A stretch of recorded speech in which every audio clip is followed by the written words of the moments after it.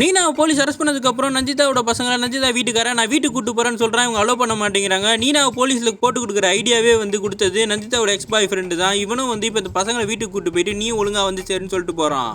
நீனா வெளில கொண்டு வரதுக்காக நந்திதா போலீஸில் போய் பேசுகிறாங்க. பெயிலெல்லாம் கொடுக்க முடியாது, இது ஃபெஸ்டிவல் டைம்னு அவங்க சொல்லிடுறாங்க. அதுக்கப்புறம் ஹீரோவோட பொண்ணு சொல்கிறான், நீங்கள் ஏன் அம்மாவை இந்த மாதிரி குடும்பப்படுத்துறீங்க, அவங்க எங்கே சந்தோஷமாக இருக்கட்டுமோ விட்டுருங்கன்னும் போது அவன் திட்டிட்டு போயிடுறான்.